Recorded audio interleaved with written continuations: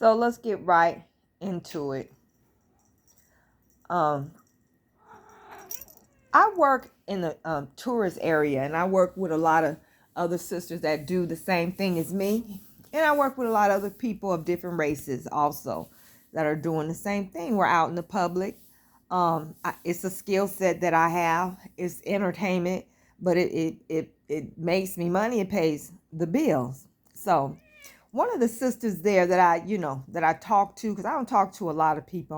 I only talk to, you know, us, quote unquote, um, or and some of us I don't mess with. It's just a lot of mess out there. It's a lot of competition, jealousy, and a lot of hate. My circle is very small out there. So one of the sisters out there has an Instagram, and she put on her Instagram, she put some of the things that go on outside in that area, and she posted us, and she was encouraging people to come out and get some of that entertainment from us, get a reading, or just enjoy the musicians and the acts in that area that we're sitting at. You know what I'm saying? So this foreign chick had come out there at one time, and I think I saw her, but she didn't really,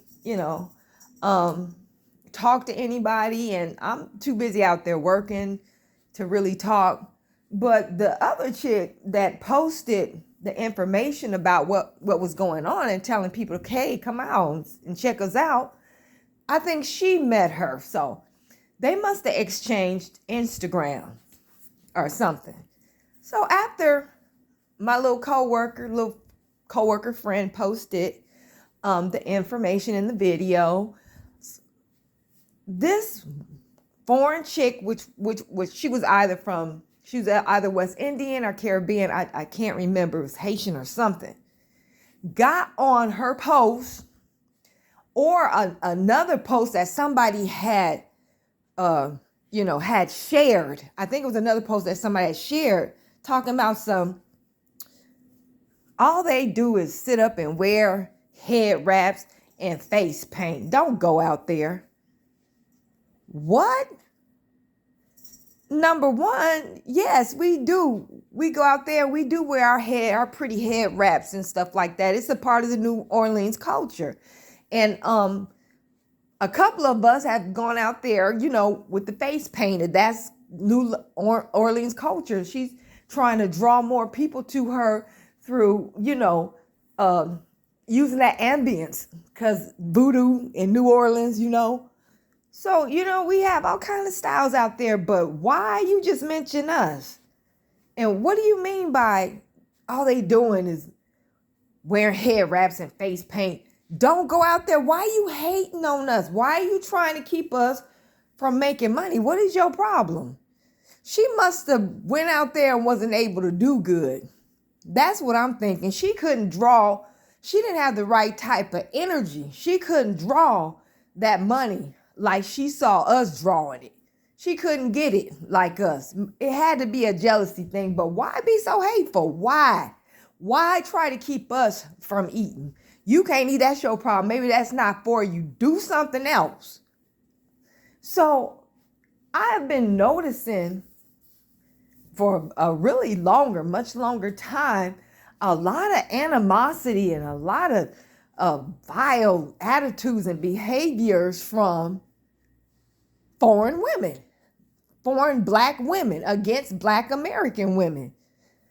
Unprovoked, didn't do anything to draw it. It's just, it's intense, and it's vitriolic, and it's totally disrespectful. But it didn't really come to light until the internet, because people can say what the hell they want to say, be as direct they want. You can't do nothing to them. You can't jump through the screen. All right. Other than that, you would have to meet them every now and then and notice this attitude with a foreign accent. So I remember when it just, I don't know what to say. I don't know what to say. I remember when I first got a taste of a lot of them and how they felt, a lot of them together at one time. I was on this forum called Topics in 2010. And so we were just, we were just on there, a lot of different people, a lot of different races. I had just gotten on there, so I didn't really know what was going on. And really the first fights that I saw, racial fights, was between white folk and, always coming at us. And, we don't bother them either. We don't bother nobody. They come for us.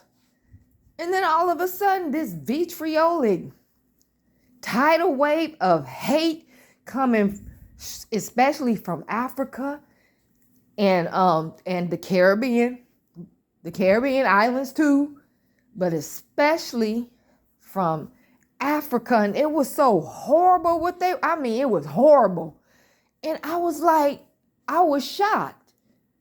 It was shocking. It was even painful. I couldn't understand.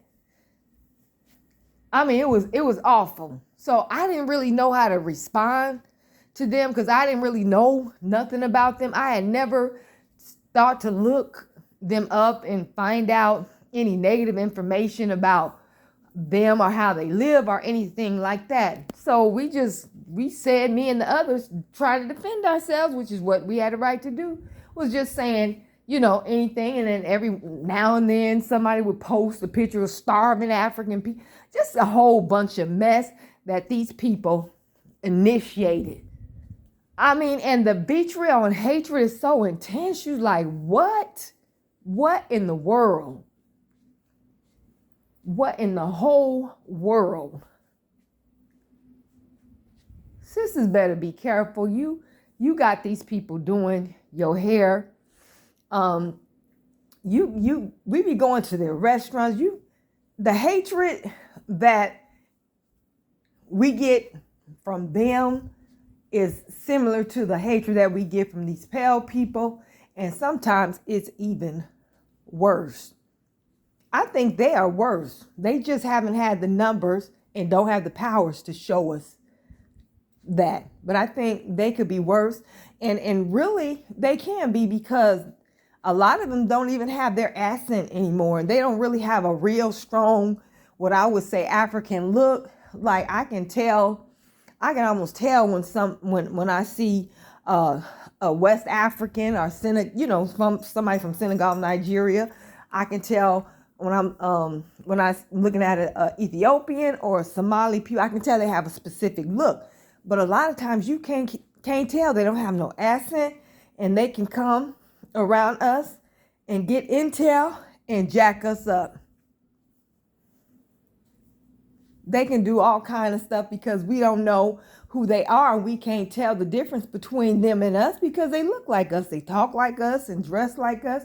We are in a very negative situation here, but that's neither here and there. Today, online, I know exactly what to say to every last one of these sorry boogers. I don't care what country they come from.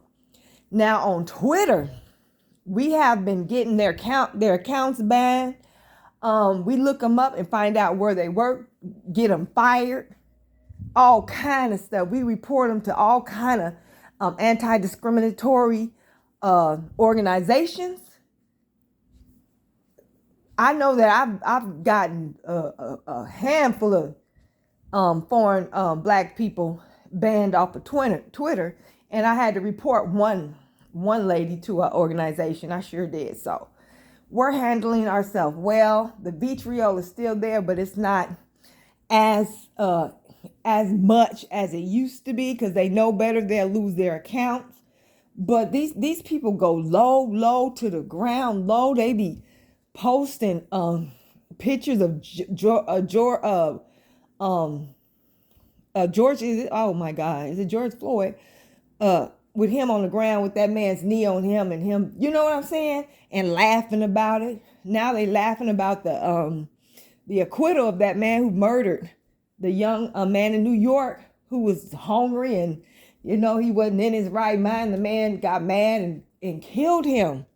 That man got off. They sitting up there making fun. They making fun of people who was murdered brutally killed. And I'm like, I'll be telling them, look, you know what? I talk crazy to them, but I said I'm not going to go that low because I can easily post a picture of your people being burnt in tires.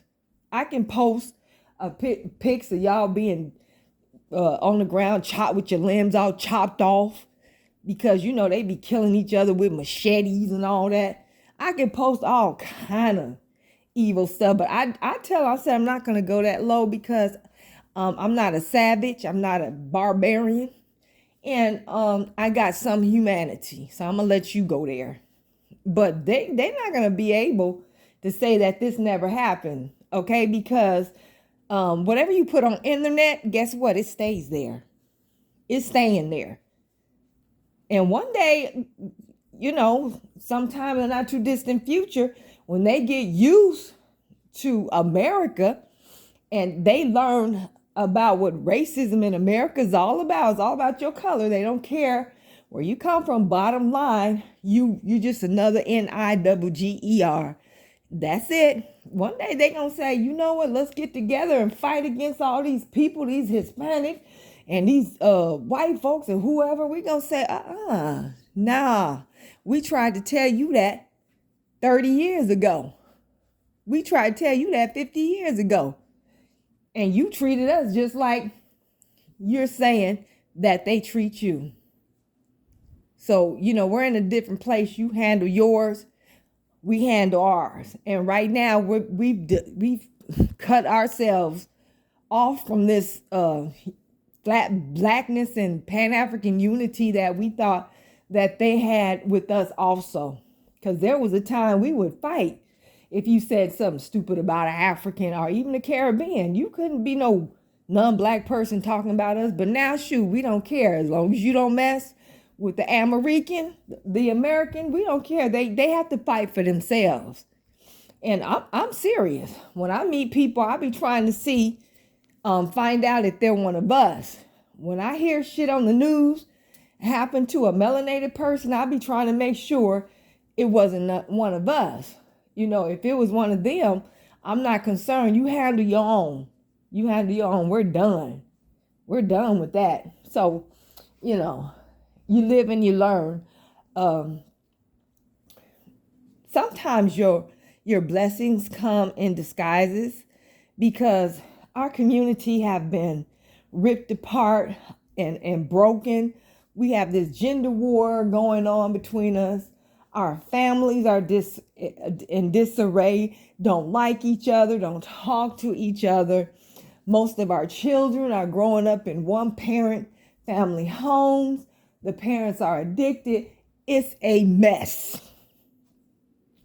It is a mess. So these people came in and did what they did, and now we are coming together and focusing on only us. Not the world, not no diaspora. We're not a part of no diaspora. We didn't all come from Africa. That's a damn lie. Most of us been here.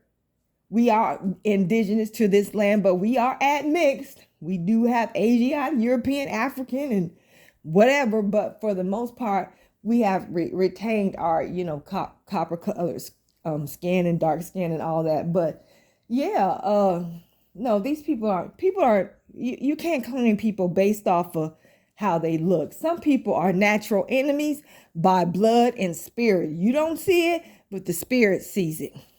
Okay, so whatever tribalism that we probably had eons ago, we can't remember or recall, was destroyed. So, you know, we didn't have those lines, you know, between separation between us and other people of color. If you was black, we kind of embraced you as one of us. Not anymore. We know better. And we're not supposed to be trying to unite with these foreign ass black people. We're not. It's just it can't be possible. It can't be possible because they're too much. They're too unlike us. And like I said, your bloodline can sense bloodline. Your spirit knows enemy, or should theirs do, And now you are forced to recognize your enemy. All skin folk ain't all kinfolk. Okay, so we can strive to get along, but just be aware. Just be aware. Don't be walking around with blinders on. You have to be very very careful with these foreign people and calling, especially the women calling each other, that's my girl, my friend. You better be very careful. I have seen Africans, I have heard them warn us about other Africans. I'm telling you, even they said they don't have nothing good to say about you. They say this and that. They don't like you. I heard an Ethiopian boy say this years ago. Wake up. Nigerian dude said the same thing. Wake up. They don't like us. They don't like you. They don't even like, he said they didn't like him just because he had been in America for a long time and he didn't have no more accent and stuff. So he's different. They don't like him. So whatever. So we'll just play along to get along. But for now, we keep our finances separate and to ourselves. We focus politically on ourselves and our needs and our plight and our family and children. And we just all across the board. All right. So you over there, us over here. We'll get along just whatever. If, as a people, now you might find one that you like, want to make a friend out of and date. Maybe y'all might be each other's soulmate. I don't know. But these people have too much hatred and vitriol and jealousy. And I keep telling people that not because I'm trying to start division. Division is already here. I'm just trying to let you know and remind you that it's here. So, like I said, all skin folk ain't kinfolk. But if you can get along just by avoiding something or somebody, do it. We don't have to be at each other's throat. I'm just telling you though. Okay? So I love y'all. Please like and share this video. And good night.